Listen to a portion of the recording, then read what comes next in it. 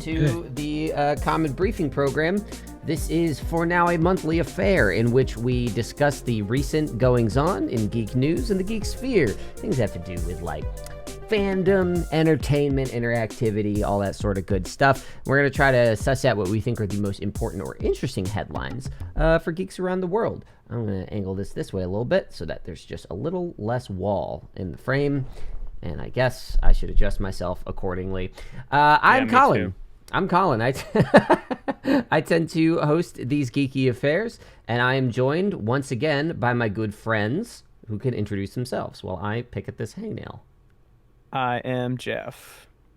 That's me. Don't do that. I gotta get it off. Hi, I'm Timel or Chatter, whichever you prefer. You're making me uncomfortable. Just don't pick at your nail. I'm so sorry. It's a hangnail. It's the part that's not supposed Not to a be nail. there. A Yeah, hangnail. this is the extra bit. There's too much nail Worse, to love. arguably. Yes. No, there's too much nail to love, and I can't love all of it, so I must do away with the extra bits. Anyway, not talking about that anymore because now I'm making myself uncomfortable along with Chowder. Just lose. And I will say that Noviembre, the month that we are summarizing, not super chock full of stuff. We had some releases that I think we're going to have some fun talking about, but in terms of news, I only have but a scant few things. So, I don't know if you guys have any other stuff that you want to get out of the way or preface, but I think we can just kind of dive right in and take it bit by bit. Let's do it. Okay. Maybe. All right. So Yeah. I want to start with one that should be simple, but is, at least for me, a little multifaceted in an annoying way. So the Marvel Cinematic Universe has had its ups and downs, and lately it's been downs. It's a lot of downs. I didn't enjoy most of the movies last year. Like, I had fun with them, but I was like, they didn't do much for me. I actively despise Ant-Man and the Wasp: Quantumania. Yeah, exactly. Like some people, I read a headline saying the other day, like, the reason people didn't like Love and Thunder very much is because it focused too much on the jokes. And I'm like, not really. I think the problem was that it was one of the problems. If you view it strictly as like a scale and the jokes came at the cost of other stuff that could have enriched the film, then yes, but I don't think that's a fallacious. I mean, if it's focused too much on the jokes, if the jokes were like funny, that probably would have been okay. Here's the thing. Everyone hated the screaming goats. I laughed at every screaming goat in that movie. That didn't stop them from making a decent story for Gore the God Butcher. Like, those are separate problems. You can have both. Right, yeah. So anyway, but like, it hasn't been great. Like, I was mixed on everything last year, whatever. I despise Ant-Man and the Wasp: Quantumania. I found just about every aspect of that movie to be a flat, joyless failure. I can't say a positive thing about it, aside from the fact that Paul Rudd is charming. And even that has its limits in the film. It was very funny reading reading an interview with the screenwriter for the film, who was like, I went to the theater and I saw people laughing at my jokes. And I'm like, no, the critics are wrong. And I'm like, that's not sampling bias. Congratulations. But there was a release this past month that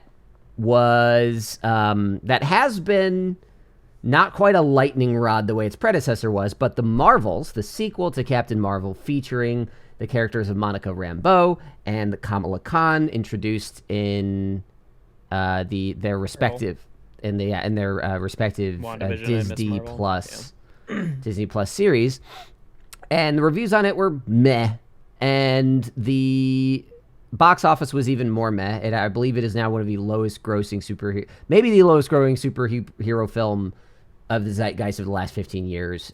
Certainly one of the lowest in the MCU altogether. Reports say that even after a couple weeks in theaters worldwide, it has yet to make back its production budget, let alone its advertising budget. So, yikes! Financially, not doing well. Yeah, a lot of things can contribute to that.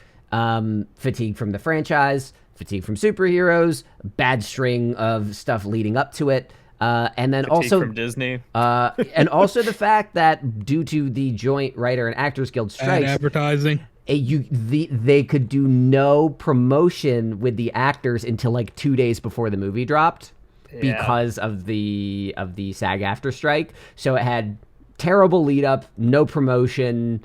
Just so many things have prevented this from performing the way Disney would probably want it to. And that in itself, I don't think is that interesting. I think that it's just a movie that's not doing well for a number of reasons, and picking any one of them, I think, misses any sort of broader analysis. But this dovetails into a tech news thing. A few months ago, Meta, Facebook, created Instagram Threads, their competitor to Twitter, because they saw that Elon Musk was actively razing Twitter to the ground and said we should probably get some of that money. And it has only gotten worse. His recent pretty unequivocal endorsement of anti-Semitic talking points caused tons of advertisers, including Apple, the richest company in the world, to drop ship. There's no official news yet on what their revenue cut is, but an individual user who said, like, I was getting $6,000 a month from ad share, now I'm getting $300. But actually, it's a good thing because Elon's smart. So that was hilarious to read. But it's all part of the bigger picture. Exactly. So here's the thing: he's an inventor and an innovator. Mm-hmm.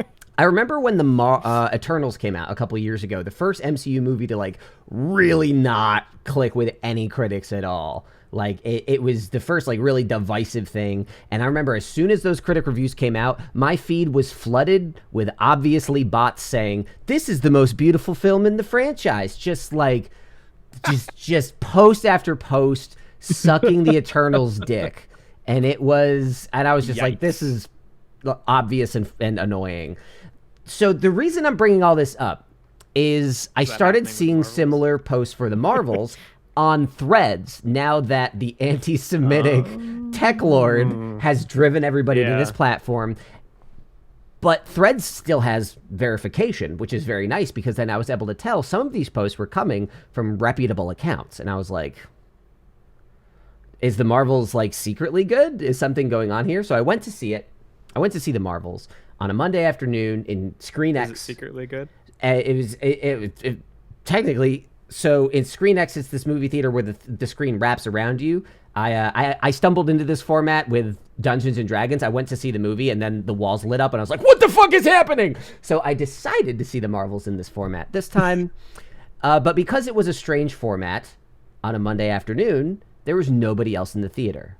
This was the best movie-going experience I have had in the last decade. It was incredible. And here's the thing. I really liked the movie. It has some stupid with two O's bullshit in it across the whole thing, and I don't care. I had a blast. It was funny. Sam Jackson, forever relegate Nick. After the slog that was Secret Invasion, please forever relegate Nick Fury to comedy quips. Because, like, just to spoil one tiny little joke in the film, and I cracked up, is the whole gimmick where they're switching places when they use their powers.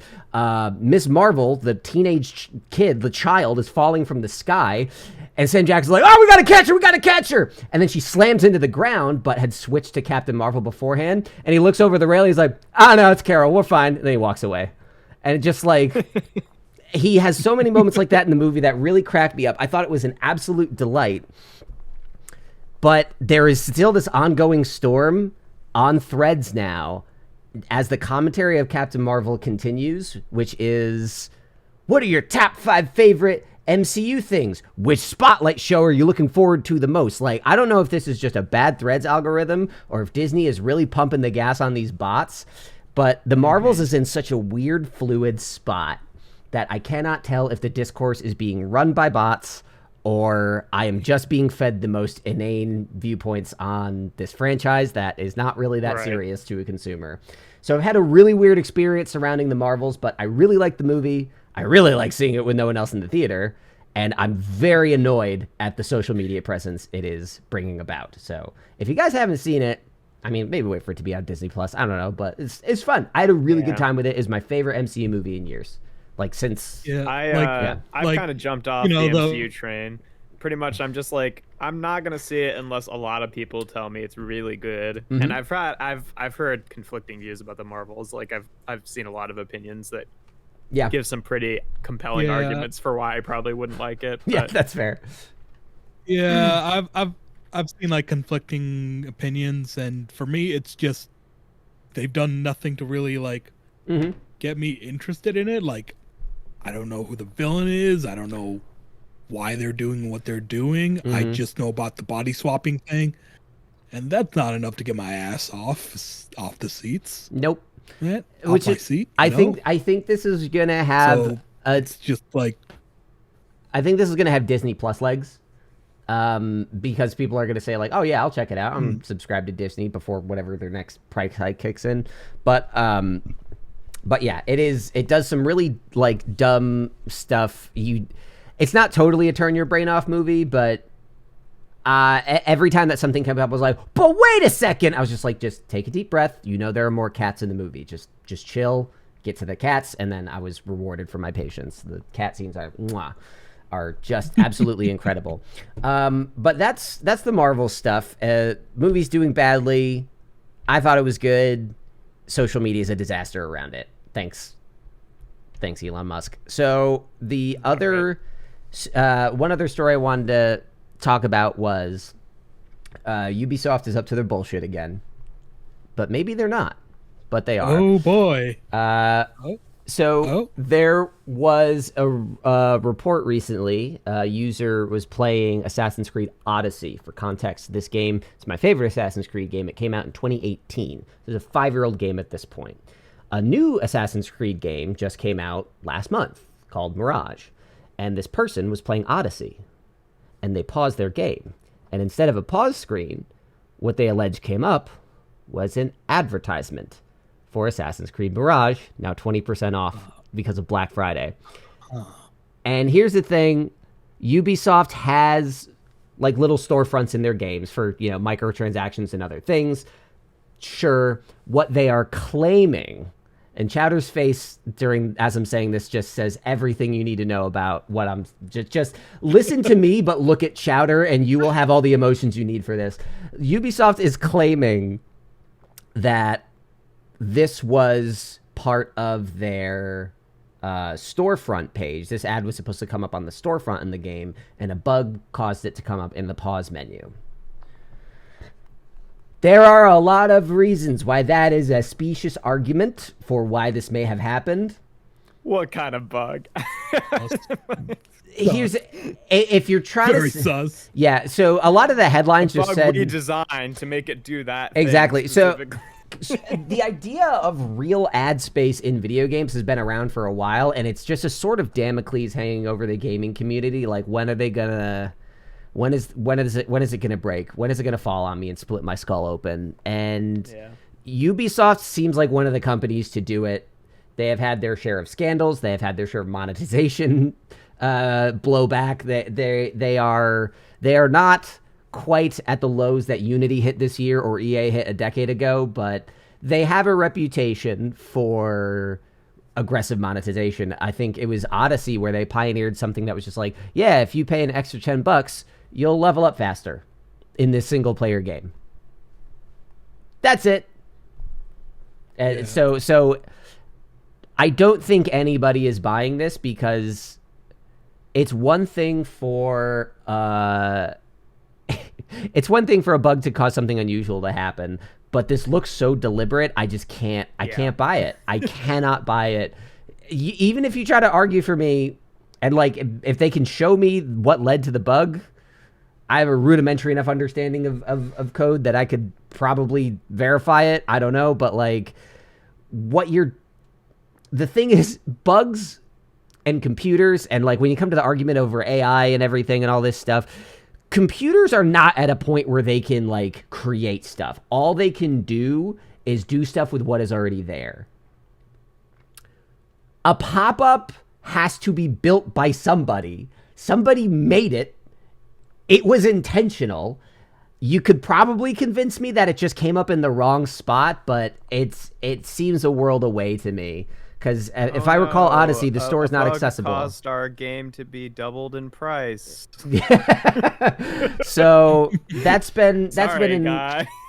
that's been an interesting one that I think a lot of people are like laughing off on the surface, but deep down are like very like, oh no, it's starting. Because maybe this was an accident, maybe this was someone freewheeling, maybe this was a very calculated test case to see how people would react to this awful idea. If you think back to when microtransactions, it was just an accident because people were mad about it. yeah, it's absolutely conceivable. So it's just kind of a funny but bad vibe situation.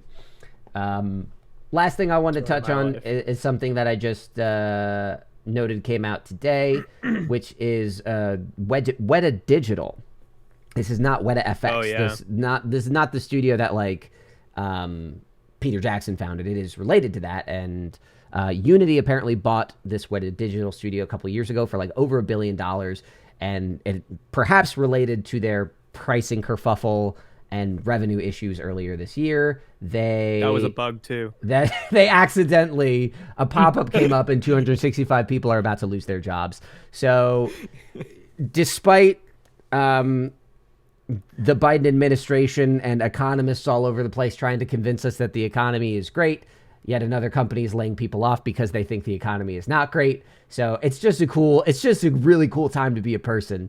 It's great for rich people. That's what we all care about, right? Yeah, it's as long as they keep raking it in, I'm fine with it. But this was a company that despite its namesake, it is relatively young. A lot of people like on board that they did supplemental work for Way of Water, which makes sense because Weta FX did a lot of the work for Way of Water. And I'd say what you will about the Way of Water, fucking gorgeous movie. Whatever the visual effects people are doing, knocked it out of the park. But Unity is apparently dialing into their core business, which is gaming. I guess the people named Wet would make Way of Water. They did. Wet. They had to make the move. Oh no, we got it. Maybe thanks for walking us through that one, Shouter. I mean, as a bunch of New Zealanders, maybe what happened was they were like, "Well, what are we gonna do working on the next Avatar? What if we made it Weta?" And then fuck off. And then that was. I think Shadow's onto something. I think that's really onto something. And then there was just James Cameron was like coked out and half paying attention, so he just misunderstood it and wrote a wet movie. But those are kind of my three big stories. Those are my three big stories. Like I said, not a crazy busy month. A lot has happened in the Destiny space, but nothing I think is super interesting outside the context of that community. How about you guys? What's going on over there? I don't have a ton to talk about. One thing is we've gotten some news on a new Transformers video game, which was announced a while ago, but we're starting to actually start seeing images from it now. Transformers Reactivate, which is going to be a proper what do they call them? What's the term for like real boy games? Is it a tie-in to a thing, or is it just a standalone? Thank you. Triple A is the title that I was. Yes. May I ask? Game. Do you happen to know who the developer is? Developer and/or publisher? Because that could speak a lot to what style of game we might be getting. Let me do a Google. Let me take a look at this, because the Transformers typically, they've always suffered, in my mind, for the most part, from like movie game syndrome, where they just sort of have a sort of rudimentary. So the publisher is Splash Damage, developer Bulkhead Interactive, and so that's funny because that's also a Transformers name. But, yeah. What else have they done? Because I don't know that name offhand. But Transformers has not had like a good AAA title since the High Moon games. Yeah. Since War for Cybertron, Fall for Cybertron. I remember those going over well. Yeah, those people really liked the first two of those, and the third one was really bad because they like had to switch studios or something, and then it was like a total pivot from what the first two games were. Yeah. But we started seeing some concept art and some like toy images of what some of the designs are going to look like. It's kind of like a post-apocalyptic type thing. where it's just like the Quintessons, one of the alien races from the Transformers universe, are invading Earth. So then, they all have kind of like beat up post-apocalyptic vehicle modes and shit like that. Mm-hmm. And I don't really know what else is happening in the game past that, but the news is pretty much just that we're starting to see images and toy stuff from that, which is kind of exciting. I'm not a huge gamer myself, so I don't know if I'm gonna get this when it comes out, but still. I mean, do you know what style of game is it? Just sort of like a third-person shooter? Is it like an adventure Probably style? It's going to be a third-person shooter, but I'm not totally sure. Yeah. What if they just went full, like farming simulator, Transformers farming simulator, online? It's more ambitious than what I was thinking. Okay. It's probably their pitch at a live service game. My guess then, which is honestly, I enjoy. I've tried out the gaming landscape has been so fucking dense this year. I've tried out a few other live service games, and it's like some of them have really got their shit together. It's just the time. If you already have a game that you play, you don't have time, and it's unfortunate. But it's cool. But anyway, so that's a thing. That's pretty much all I've got Transformers wise. Probably, yeah. What else was I going to talk about? The new first episode of the new Doctor Who has come out. It's kind of a new soft reboot of the show. Yeah, this has flooded my feeds. Yeah, because there's a number of things. First of all, the showrunners changed back to Russell T Davies from Chibnall. What's it? I forget his first name, but Chris Chibnall. Chris Chibnall, yes. And Russell T Davies was the one who kind of started the like New Who era. Like he was the showrunner for the 9th and 10th Doctors, and then Stephen Moffat took over, and then Chris Chibnall took over, and it was a shit show. And now Russell T Davies is coming back, and the 14th Doctor is once again David Tennant. And it's going to be for a few specials. Like, I think that it's just for three. It's three. There's like three 90-minute specials, and then they're switching to the new Doctor, the actor whose name I can't remember. Ncuti Gatwa. There we go. Which is really exciting. But now it's being distributed on Disney Plus, but it's still completely run by the BBC. But because Disney Plus is like helping with the funding, it has like a much bigger budget than Doctor Who has had almost ever, pretty much.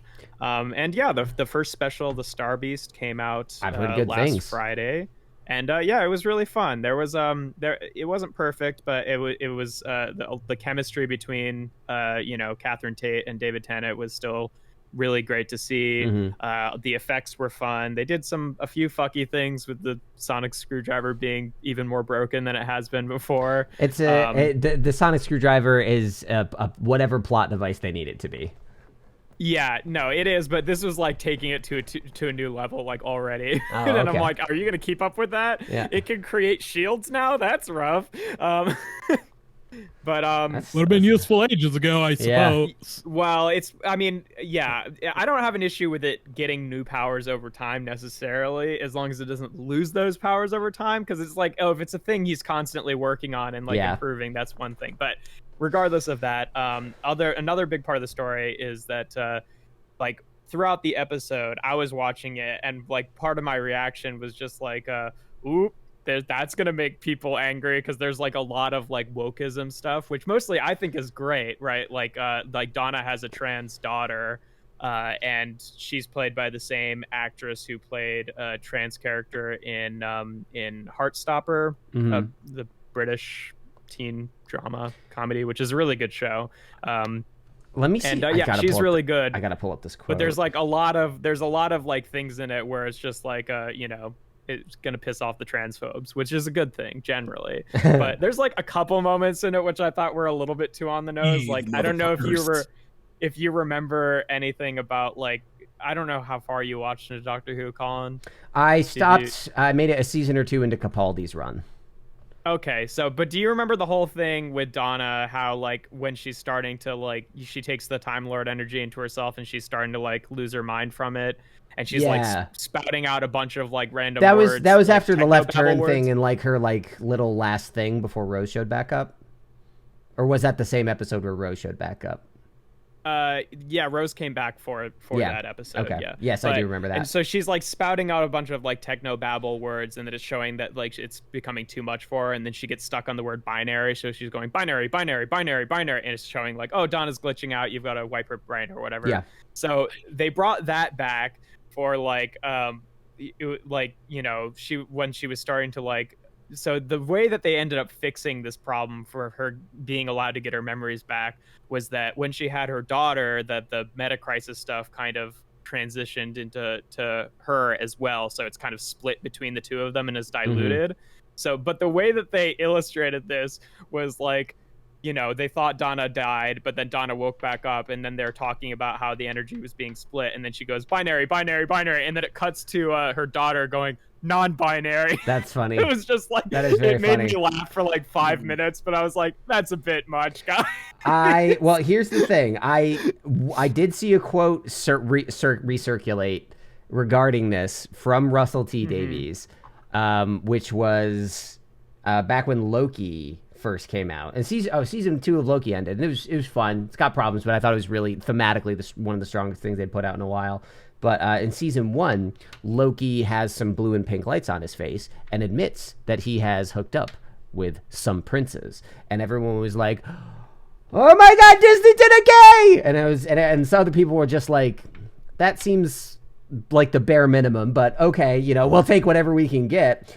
And to quote Russell T. Davies, I mean, the last time it was some random dude in a AA meeting. Well, that was the director of the film. America, so. And he put himself in there so that the execs couldn't cut him out. Still, like, behind the scenes, an interesting story does not translate to effective representation on the screen, but that's what that was. That was one of the directors. Yeah. So Russell T. Davies, when that happened, he said, let's see, "It's a ridiculous, craven, feeble gesture towards the vital politics in the stories that should be told." He was pretty scathing at the fact that Loki's attempt at representation was lackluster. And so it's very fun. If you look at how long it takes to write and produce stuff, very shortly after that, he wrote this episode. And I've seen a lot of people heralding it as a really strong, considerate trans storyline for this character. They have a really nice scene between Donna and Donna's mother, where her mother Sylvia like slips up and accidentally says like, "Oh, when he was Jason" or whatever, and then it corrects herself, and it's like a nice like, "Oh, I'm sorry, it just takes me a second." And it's like a nice, because like you don't like, it's either usually in media presented as kind of like one way or the other. It's nice to have like someone is trying, but it's an adjustment kind of. It's like for the most part, I think it was really well done. It was just like that one moment where I was just like, that seems funny to me. That seems like a good joke. Was really funny. Good joke to me. It was a good joke, but it was presented in a moment where it wasn't like really. It doesn't really feel like it was presented as a joke. So that's. But otherwise, I thought it was really good, and I'm excited to see where it goes. Are just the specials pretty cool? Are just the new specials on Disney Plus, or have they gotten the backlog? Because a big part of the reason I fell off Doctor Who was accessibility. Oh, it kept moving. Because I wouldn't mind catching up. I've heard the Whittaker run was not great for writing reasons. But but I'd be interested in getting back into it. It's a fun show. I'd have to check. It's definitely on. I've been rewatching Doctor Who on HBO Max, and I just resubscribed to Disney Plus for that. Yeah, but, I can never keep track of where it is. But I don't know if the backlog's on there. Cool. Yeah. But yeah, no. So far, so good. A lot of fun stuff. I'm excited to see where it goes, and I both am excited about like the new episodes with David Tennant, and I also think that Ncuti Gatwa is going to be a really good Doctor too. And they've been releasing things like the new like scores and musical themes for like the character themes or whatever, and I've like fucking had the 15th Doctor's like theme like playing on YouTube a lot of the time because it's just so fucking good. One last question before I release you from Doctor Who conversation. I know that for the 50th anniversary, when they put Matt Smith and David Tennant together, they did a thing where it was like that was the 10th Doctor, and they just met. In this one, this is not David Tennant's original Doctor. He regenerated into the same form he had Doctor. 4 Doctors ago. Do they try to justify that, or do they just shrug it off and say, nope, we're doing it for funsies? They haven't explained it, but they have him questioning why that face is coming. Okay, if they've said it out loud, they'll probably do something with it. Yeah, so I'm assuming that it's going to get an explanation, but also they've kind of they've sort of played around with this idea in the past too. Like in the 50th special, Tom Baker, who played the 4th Doctor, he was like the Tennant of the first run. Yeah, he came back as the curator, who was heavily implied to be like a distant future version of the Doctor that Matt Smith met, and he made some comment about like, oh, you might find yourself returning to a few old favorites so it's like implying that he like took that face back. So there's a bit of precedent there, and then there's also like there's usually kind of a story of like this was a big in the Capaldi era too, of like trying to figure out like what his body is trying to teach him by giving him that face, because at first he's just like, this face looks familiar because Peter Capaldi had played a different character in Doctor Who previously. He was, and then it became the some message of like, episode. oh, don't forget about the little people or whatever, you know, it's something like that. But so it's tied into the narrative. It's not been answered yet, and it hasn't been a big part of it, but the question's been asked. Good. Yeah, I like that. Like, I can't figure out why this face is back. But fair enough. Anything else, Jeff, or should we kick it over to the Chow Chow train? Well, I mean, the other thing I wanted to talk about, it depends on how much Chowder has to talk about. Do you want to do Scott Pilgrim, or you want me to do Scott Pilgrim? I don't think it really matters. I'll chime in because I really like. This is going to be a fucking Scott Pilgrim segue. takes off. Yeah, this is both of us. This is our segue story. Scott Pilgrim Takes Off came out, the Scott Pilgrim anime. And 2 of us really liked it, and 1 of us didn't. I was so excited. I've talked ad nauseum about like my stylistic hiccups with anime, but I've been watching Invincible and enjoying it despite those trappings. Like, I kind of suffer through the parts. It's not anime, but it's not even styled. Invincible's not really anime. It's not really. Yeah, no. It's American, but Scott Pilgrim is also not really anime in that same way. It is an American studio. No, Scott Pilgrim was done by a Japanese like animation company. Okay. Then what I'm saying is the stylistic trappings of anime persist in shows like Pantheon, like Invincible, that are clearly styled after them. Same with Avatar: The Last Airbender. Like, they are clearly taking design cues, animation styles. Has a lot to do with pacing, sound design, frame rate, fluidity, a lot of different things that I say are persistent across things that are inspired by anime. I disagree with you with Invincible falling into that category. Like, Avatar: The Last Airbender, I totally agree with you. Invincible, I'm like, I don't really see it as like a anime inspired. But I can tell you that the show I worked on is like pixel for pixel, same basic style as Invincible, and internally it was consistently referred to as chasing anime. So like, whether it is technically it is trying to be that. I mean, that is what the people who were making the show were trying to do, and Invincible looks exactly the same as that show. Yeah. So the trappings that I don't like, low budget rom-com chasing anime. Yeah. But yeah, I'm gonna say this, and then that's it. I couldn't click with it at all. I adore the film, and I was ready to. I knew that there was a big change in the narrative, but I felt like I was just watching a slow, unfunny, threadbare recreation of the movie, which is, it lacked all of the magic and charm, and I didn't enjoy a single thing about it. I didn't smile once. I had a really bad time, and I can't get myself to watch anymore. Well, but that's my opinion. I will say, in terms of the first episode, like, the first episode is kind of just rehash, and then it goes completely in a different direction after that, and it's like not at all the same. Yeah.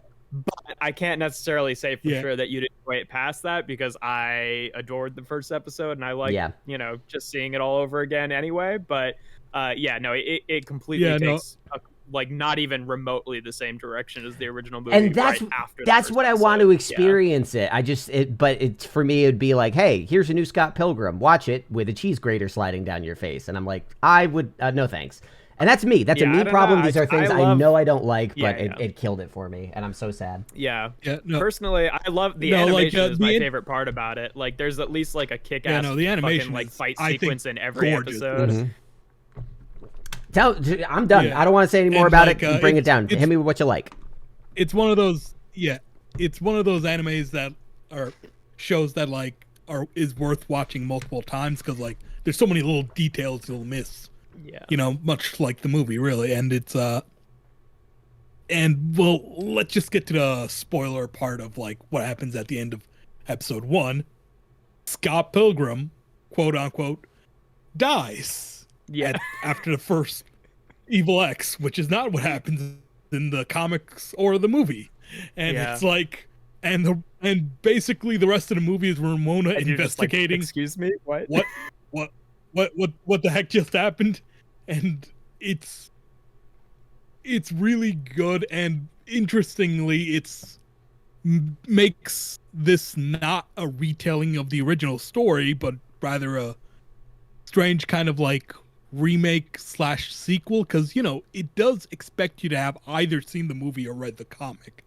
Either or, it doesn't really matter, but it does expect you to have familiarity. And like I feel like I've been seeing more of that kind of story lately. Like, a few years ago, Final Fantasy VII Remake happened, and they did something similar where, like, the characters, like, keep trying to, like, make decisions that didn't happen in the original story, and then, like, then the game itself tries to, like, force them back on the original path, and then the character's like, fuck it, let's kill Fate. Yeah. And I enjoy franchises it's a similar kind that like to get in dialogue with themselves, not just as like nostalgia, but as like a tool of examination and deconstruction. Like, not the most salient example of it, maybe, but like Star Trek Lower Decks is like it's weird because every character on that show is like a fan of the Next Generation, like in universe. Like they're like, oh my god, this guy got back from the Delta Quadrant, I have a plate with his face on it, and they're like,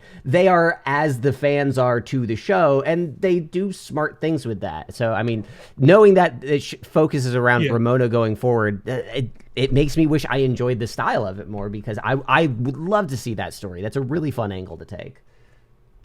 Yeah, no, it's a whole different. I was just like, oh, that's what they mean by Scott Pilgrim takes off, as in fucking leaves, which is really funny. And the joke can be easily made. Hey, what's the best way to improve Scott Pilgrim? Get rid of Scott Pilgrim, because like all the characters get without Scott in the picture. The other characters get a lot of room to like really expand and be cooler. Like Knives Chow, fucking love what they did with her character. She's great.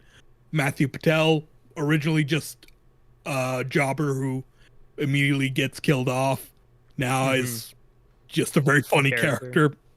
Love that. Yeah, an actual character. No,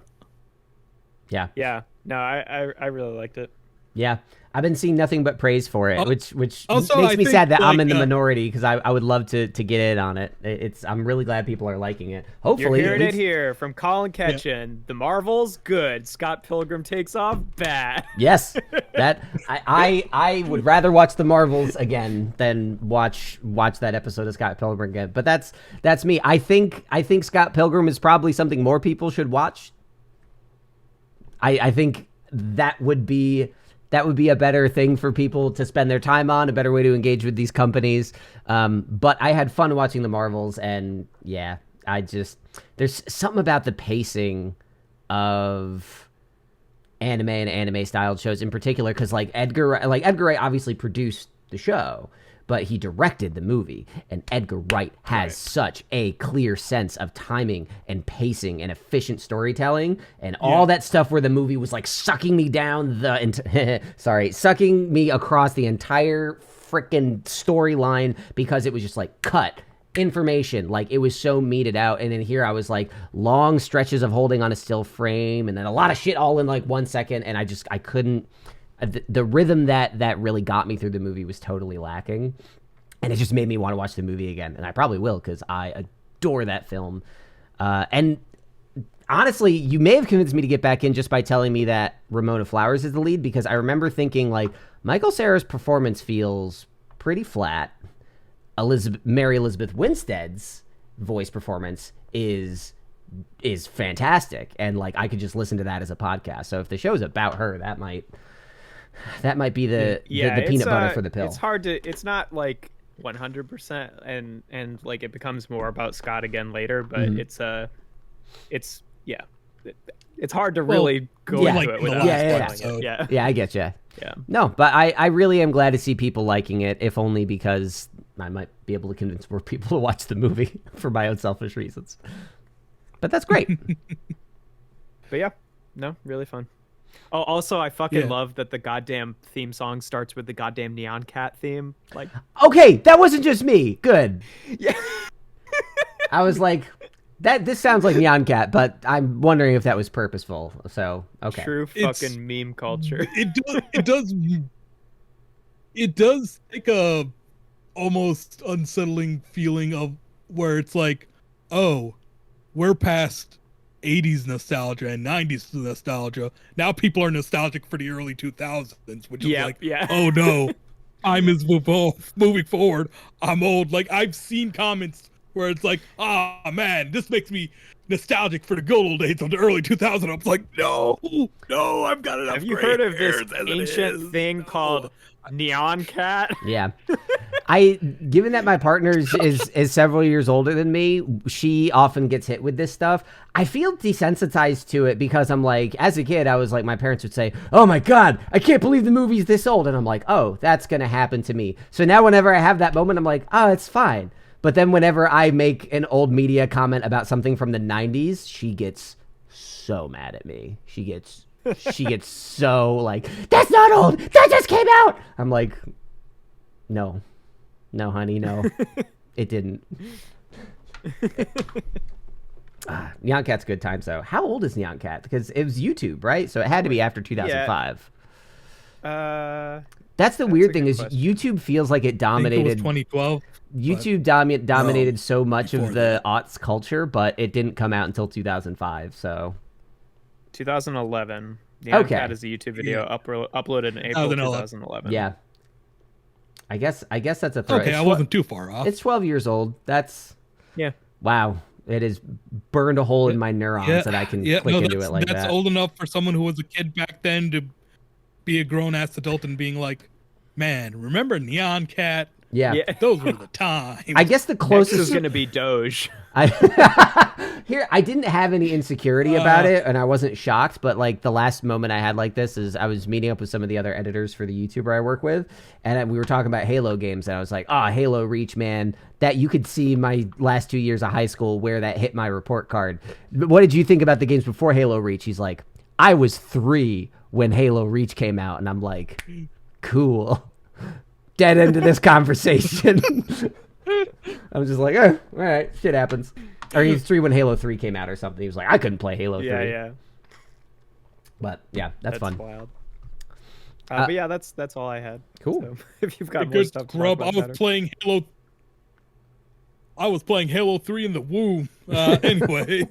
I didn't get the controller. So first thing I want to talk about, on November 7th, Nintendo releases a tweet where they just fucking cash announced that they are working with Sony Pictures to make a live-action Legend of Zelda movie. The tweet goes, quote, "This is Miyamoto. I have been working on the live-action film of The Legend of Zelda for many years now with Avi Arad. It's coming out tomorrow. Avi Arad. Hit film. Avi Arad, yeah, exactly. And it's such a casual, nonchalant way to announce this fucking big ass thing. Like, hey guys, live action Legend of Zelda movie. That thing you've been wanting. Yeah, just throw out a tweet there. Yep. They'll be chill about it. Yep. And it's like, okay. And also that it's being produced by Avi Arad, it does make me a little nervous because it could go a couple different ways. He's the guy responsible for the Spider-Man Villains Without Spider-Man cinematic universe, also the train wreck that is these X-Men movies. So which is the Fox. So here's the because he's done Kevin Feige and Avi Arad both really got their big starts in the industry in the early aughts with the Spider-Man and the X-Men movies. Like they were producers on those movies. So Avi Arad has overseen some great shit like Spider-Man 2, Days of Future Past. He has some really good shit under his belt. He might be credited on Logan too. I don't know. Days of Future Past that good. I think it was fun. I thought it was a fun movie. Yeah, true. He has been credited on. Like, here's the thing. I don't think he's done anything in that is on its own, like, altruistic in any sort of way. That's not my claim. I'm saying he's put out some good movies. He's also solely claimed responsibility for the presence of Venom in Spider-Man 3. He has said, I was the one who forced them to make that change to the movie. The next Link is going to show up in Spider-Man 3. Yeah, so like, he can be also clearly traces some bad decisions. And you could even say that, like, hey, the Sony Spider-Man universe without Spider-Man is Amy Pascal's fault because she's the one driving that initiative. But, like, again, he's got so much power that, like, I trust his ability to make something good. Like, I don't know what it takes to get that out of him. Avi Arad has always been known as, like, a guy with his eyes on merchandising first and foremost. Like, the reason he wanted Venom in Spider-Man 3 so badly was so that they could sell Venom toys, you know? Mm-hmm. So it's like, listen, man, I don't need X-Men timeline fuckery in my Legend of Zelda timeline fuckery. I was gonna say it's Legend of Zelda has its own timeline fuckery. Yeah, it's like Reese's, but instead of peanut butter and chocolate, it's mud and bleach. So don't do this to me. The reason I don't take it as, like, inherently bad news is because, like, as a producer, clearly he has a lot of say over what creative choices could get made in the film. But ultimately, the reason that someone like Miyamoto would partner with him, especially after the runaway success of the Super Mario Bros. Movie, is because he is capable of building a movie. He knows how to get things greenlit, how to get budgets approved, how to get good stuff. Like the producer side, the administration side of it. Like he can get you. That's true. Because if you can take a movie where the standout line in the trailer is he was researching spiders with my mom in the Amazon before she suddenly died, and you can get that put out as a fucking movie, like, clearly you're very good at selling movies if you can get people to publish that greenlit a bunch of movies about Spider-Man without Spider-Man in them. Yes. So the most optimistic, you have the pull. Yeah, the most optimistic read I have on this is that the creatives at Nintendo that have done such a stellar job with Zelda will be the creative driving force, as they had a lot of control with the Mario movie. And if there's, at this point, Zelda sells more than Mario. Just look at the last year. We'll be playing Link. Honestly, I'd like Chris Pratt better as Ganondorf. I think that would be my casting choice. No, I want Chris Pratt as Zelda. Oh. What if this is Chris Pratt's Norbit? Chris Pratt plays every character. Hey guys, it's me, Tingle.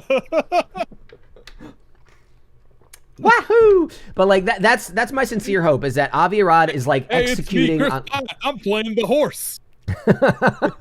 If Avi Arad can serve as like the head of just the movie studio, executing on the vision of the Zelda creatives, that to me is like the most optimistic way of reading this. But yeah, I had the same reaction to chatter, like, Zelda movie, Avi Arad. Michael Bay. Yeah. Exactly.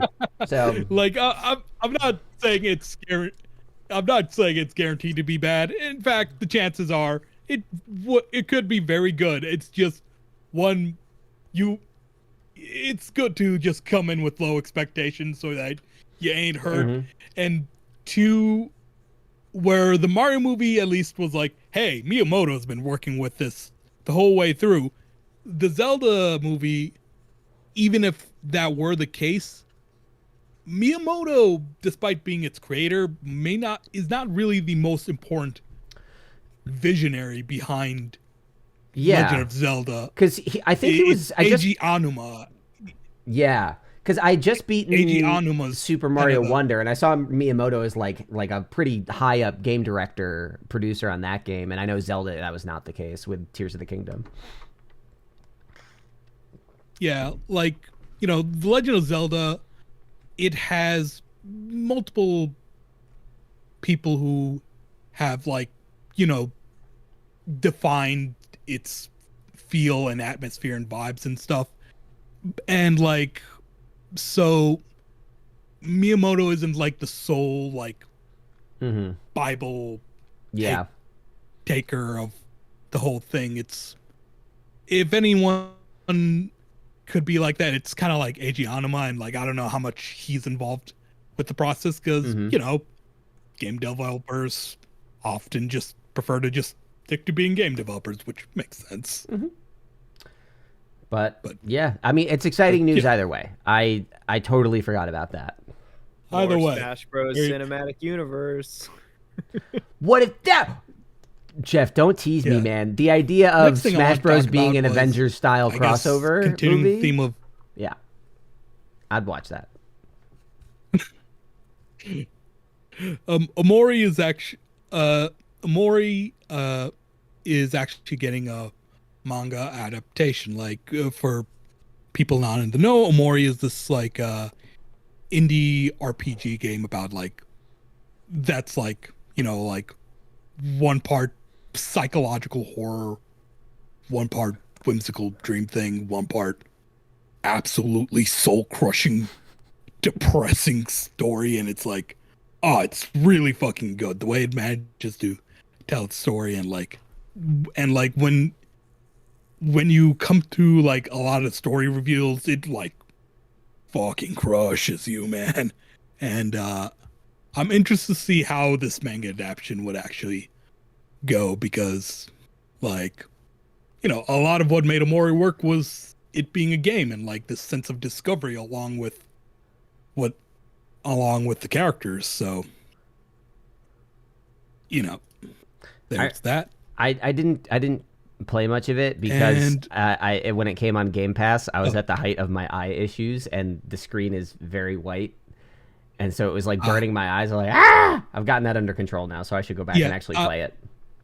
I will say, I know the part of the game you're talking about. It's called White Space, and it is in fact that, but that is a fraction of a fraction of what most of the game is. Most of the game uses colors.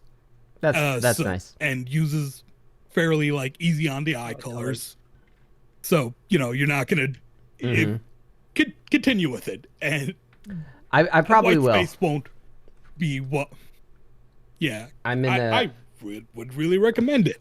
And I wish I could explain it better, but it's one of those things where it's you just gotta do it. Everything's a spoiler, and it's a game you are better off not. Yeah, exactly. I love that kind of game. Everyone's just picking up an indie every once in a while that is just I'm gonna spend 5 hours with this and come out a different man. That's my jam. I love that shit. Changing yourself? Yes. We like it when you do that too. Changing your soul. It really does though. Yeah. Anything else? Next Chowder? thing I want to talk about is Capcom is revealing that it's working on a new engine that is codenamed Rex. So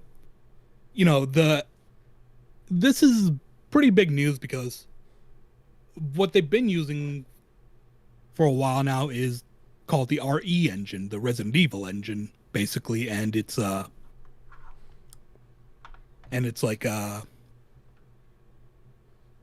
it's a really fucking good engine. It's basically allowed Capcom to like find a new golden age, as it were, because like before that they had been struggling, and whatever it is about the RE engine, it's really helped them. It's let them make some of the best games they've made, like the Resident Evil 7 and 8, so fucking Devil good. May Cry 4. Mm-hmm. Yeah. Wait, the Resident Evil 3 or 2 and 4 remakes. Yeah. Forgive my ignorance. Does Capcom do Street Fighter? Oh, you're frozen. Does Capcom do Street Fighter? That's what he asked. Am I frozen? Am I still frozen? Oh yeah, Capcom does. Capcom. Okay, you're not frozen anymore. Yay! Capcom does Okay. Street Fighter. Yes. Yeah. So Street Fighter was done in the RE4 engine. Yeah. Yeah. I mean the Resident Evil engine. Yeah. Yeah. They've been on fire. So not only does it allow them to make a lot of different products really fast, it also allows them to make a pretty stylistically wide range of stuff, which usually if you see a studio stick to a first party engine, it's because it does like one thing they need really, really well. Otherwise they'd move to something more open like Unity or exactly. Unreal. Like, and this seems to be really working for them. Yeah, like if you look at like other stories of like companies using their own in-house engine, it often is disastrous outside of the one thing that engine was meant to do. Like, for example, Mass Effect Andromeda. That was done in EA's... Frostbite. What was the engine called? Fractal? Frostbite. Frostbite, yeah. Thank you. Which was built for the Battlefield Frostbite, games, and it's incredible for those games. Yeah, it was built for the Battlefield game. It is not built for an RPG, for a giant Western RPG. And it really wasn't working for them. But like for Capcom, it works amazingly for so many genres. It's gotten great support, and let's see, and because this is their own engine, they don't have to like, they get a bigger cut of the money than they would if they had used something like Unreal or Unity. And so Especially that's now. why them working on a new. Yeah, especially now that Unity is about to fucking crap everything. So them working on Rex is kind of a big thing because, hey, the engine really does matter when like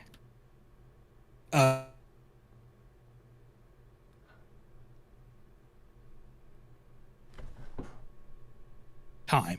And they also have expressed interest in like actually licensing out the Rex engine as well. So that's smart. So it'll be so it'll be very interesting to see where that all goes, what kind of games get made from it. Yeah. And like, I mean, look at I'm sure continues Capcom's streak, man. I'm sure that there are examples of that strategy failing, but when you say they may pivot into like creating licensable tools for other stuff, my mind just goes to Valve and Epic, both of whom have just absolutely exploded, both in terms of their financial intake and their market vitality and importance. Because that's true. Because I wonder if they're using this because Unity is like fucking themselves right now. They're being like, hey, let's get a new engine. Well, it's just a weird time because this is from what I'm aware, before this they mainly used Unreal, so yeah, I think they just it's just interesting because we're at an inflection point where a lot of companies are jumping ship on their internal engines because of how expensive it is to develop a video game engine. And when you have to wait to like build out engine tools, your game takes longer to make. If you can just get something off the shelf and then just have an engineering team build the extra stuff you need for it, it's faster, it's more modular, but you miss out on some of the optimization. So it is strange but encouraging, because 343 is allegedly dropping their proprietary engine. CD Projekt Red is allegedly dropping their proprietary engine. Like, a lot of big names that still make their own shit are pivoting. So to see someone double down in this space, especially given how risk-averse companies are financially with the vast amount of layoffs we've seen over the last year, Capcom this is screams notorious confidence. for being risk-averse too. Yeah, this screams confidence to me in a way that few other moves like this do. And honestly, it's well earned. I mean, again, Capcom's been through a new golden age, man. Yeah, again, they've had a great hit 5 years. after hit after hit, you know? I'd never played an RE game in my life, and I played 7 and 8. Fucking incredible. So good. So good. Or just love it. Loved them. Yeah. Yeah, no. Positive news. That's a rarity. Yeah. Yeah, really. That is nice. Especially from the video game space. Yeah. All right. Is that all? Do we have anything else that we want to throw on the docket? I got 2 more. They're both tabletop news. First is that, like, Adventure Time, which has been working on its own, like, tabletop game. Adventure Time, the RPG. Apparently they're ditching the system. Like, Adventure Time, they were making their own system, but apparently they've dropped it in favor of just using D&D 5e rules, which is like, even tabletop games don't want to make their own engines. Well, fucking Adventure Time is so like D&D inspired anyway. That doesn't seem like the wildest thing, but yeah. I would kind of like. It did sound kind of like the system they were working on would have like allowed for like more of that kind of improvisational comedy stuff that like Adventure Time is known for. So I'm of the belief that like a game system should like work towards like the kind of fantasy that the players want to like build, right? Like, right. Why jerry rig D&D 5e to do something it's not supposed to do, right? It like I've seen so many like homebrew stuff to like make D&D 5e more like Eldritch horror-y, and it's like, but we got Call of Cthulhu. Call of Cthulhu is so much better for that, you know? And it's kind of like stuff like that where it's like D&D is so like built around like things like classes and stuff that like I don't know if something as freeform as Adventure Time would suit it, but with our friend Ryan Mossbarger, he's, when I say I want to play sci-fi games, he's like, let's play Starfinder. And I'm like, no, I mean hard sci-fi, not sci-fi flavored D&D. And that's not to belittle the work that's gone into making Starfinder its thing, but it's still very much built around the, like Chowder said, like the core functional fantasies of like a sword and sorcery game with a different flavor. And I think that you get something more potent when you say, no, what tools would allow us to build a space game? Which is, again, why in the video game space, if you build a shooter engine, it's total ass for a multiple dialogue tree, sort of like multiple ending game. Like, how do you support that? It's part of the reason Telltale Games went through the shit that it did. It's because they had such a finely tuned engine that they couldn't upgrade it. They couldn't keep up with it, and then their games got worse and worse and worse because nothing else did what they needed it to do, and it fell apart. So, like, they're so hyper-tuned. Yeah, and the other thing I want to talk about is actually like Pathfinder 2nd Edition. It's basically got a remaster because, you know, back a few months ago when the graphics weren't up to snuff. Wizards of the Coast was like,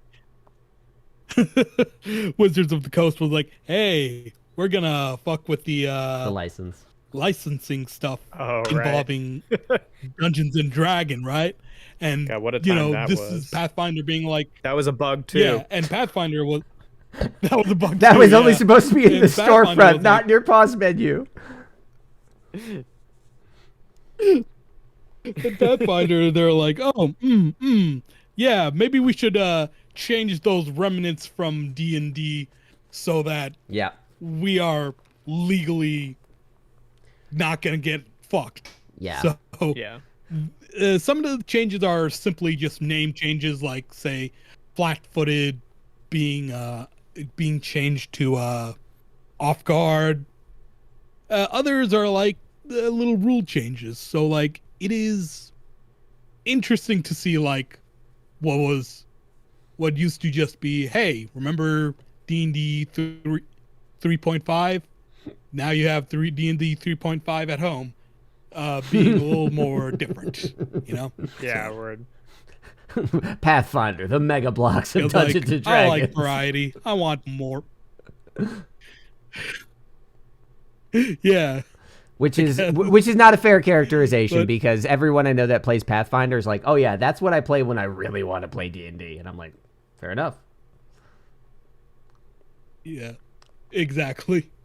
So yeah, that's all my news for this month. Before we swing into the editor's room here to try to figure out our top story, I do have one last bit of news that I think will put a smile on both of your faces.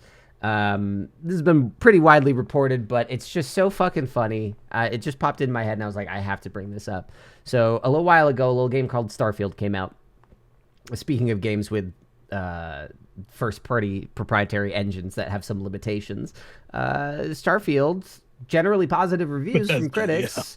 Yeah. The game itself, sort of mixed reception. I had a wonderful time with it, despite what I think are very glaring problems with its performance.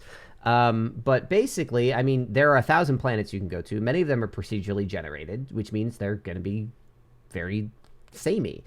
And, you know, it's just sort of like giving you that sim backdrop on top of the RPG that you're playing in front of it. But a lot of people found that shit boring and bad.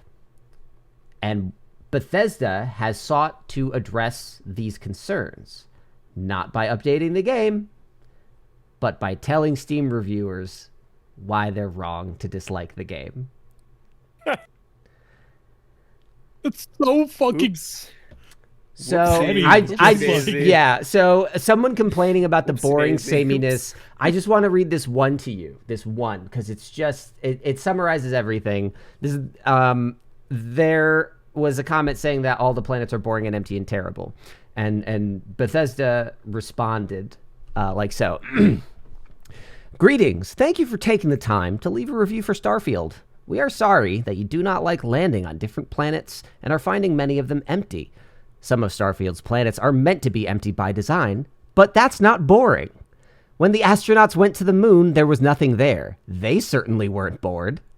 The intention of Starfield's exploration is to evoke a feeling of smallness in players and make you feel overwhelmed. You can continue to explore and find worlds that do have resources you need or hidden outposts to look through. To provide feedback or development in Starfield, please feel free to submit your feedback using this form. Never stop exploring! Bethesda customer support. So, if the many loading Just wade screens... through the shit. If the many... That's what real life is like. If the many loading screens, a lack of immersive flight, planet PNGs, and barren wastelands are not to your liking, remember, you should be as fucking excited as Neil goddamn Armstrong was when he stepped onto the surface of a heavenly body. Goddamn moon. Oh my god! And That's they got the same energy as the director for The Flash saying that the special effects were supposed to look janky. yeah. So, and there's more like that covering Just things like because from. there's nothing to do doesn't mean it's boring. Mm-hmm, yeah. So just very audacious, very funny. Oops. I kind of thought you guys might get a kick out of that. So on that high energy, let's rock into the editor's room, and we're gonna try to figure out, of the things we mentioned today, what do we think is the most important story? And if you had to walk away from this episode with one thing to tell your friends, what would you tell them? In terms of accessible news, I'm honestly not sure. The thing I'm most excited about, especially after our chat about it, is probably the Rex engine, but I feel like that is a pretty niche thing. I can't get many other people hyped about that. mean, I'm pretty happy about fucking Doctor Who being back personally, but I think that's just Doctor me. Who being back and being good. Like, no, I'm not criticizing the stuff that came before. I don't know it. I haven't seen it. I am. Yeah, yes, but I've earned enough bad will by shitting on Scott Pilgrim takes off. I'm walking on eggshells here. But like, Okay, I'll check on that. Okay. thanks for saying that into the mic. Yeah. Sorry. So I could be persuaded to line up behind Doctor Who, because anytime that someone makes a nostalgia play, like this is an anniversary celebration, couple fan favorite actors back in the role, I feel like it is noteworthy when they pull it off. So I could be persuaded for Doctor Who. But Chowder, what are you thinking for top story? I was gonna say maybe like Legend of Zelda, because like that is a movie I'm looking forward to decide my trepidation. That's gonna be like when we start seeing more of it, though. I feel like I'll be more excited about Yeah, that. Hearing true. that there is one in the works, I'm just like, that could mean anything. Yeah. Yeah, that's true. Yeah, I'll put my vote in for Doctor Who then. Okay. Hell yeah. Well, of all the many things that came out, just remember this: Scott Pilgrim sucks, and The Marvels is amazing. But also, Oh my god. no, I don't think Scott Pilgrim sucks. I literally, my criticism ends at it's not for me. I have no criticism for Doctor Who, and I think that it is enough that someone who hasn't watched the franchise in a decade, have been turning my attention back towards it, and may just jump back in. So it's been a weird month, a lot of weird little things, but rest assured, there's some goodness going on in the TARDIS.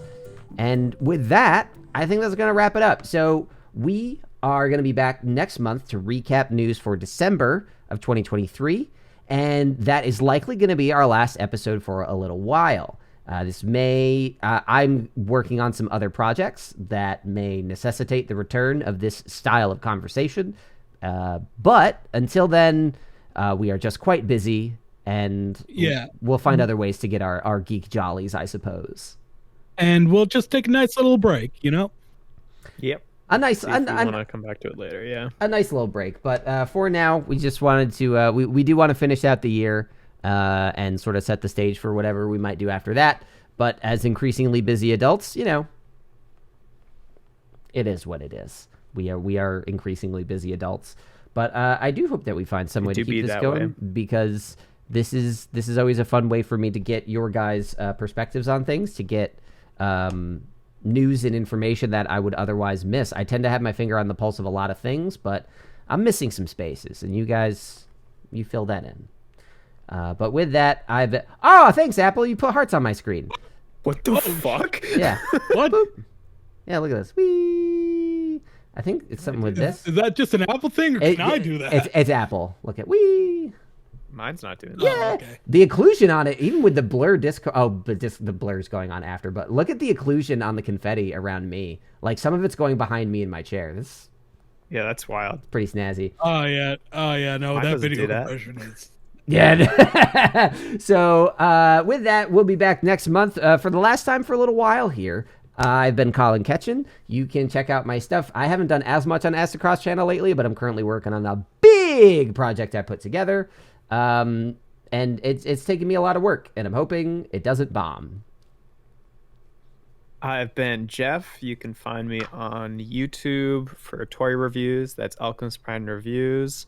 One Instagram account for toy-related content, that is toys.n.art, and art-related stuff on Instagram, things I wish existed, with a dot between each word. That's me. That's where I exist sometimes. Places where Jeff existed, with a dot between each Jeff. Exactly. Hi, I'm Timel, or Chowder, whichever you prefer. I have a Twitter account. I used to be on it more. I spend less time on it now, at Timel_Chowder. I now have a Tumblr, Timel Chowder. I have a Instagram, Timel Chowder as well. You can also find me on co-host So those are some social media sites I'm on now. And you can also find me on our sister podcast, Dice Populi. So, yeah. We just put out a bonus episode today that was 6 months of bloopers that didn't make it into the show. Which Nice. At one point, Pat said, I don't know if we should even put this in the Unhinged because I don't want to get canceled. And I was like... Did you put it in? Yes, I did. What did you say? I don't think it was that bad, but it led to some pretty fucked up jokes from your boy. So let's see how that goes. Quite a good time. Thank you so much, guys. I will catch you later. Yeah. Ciao. There it is. Okay. Yep.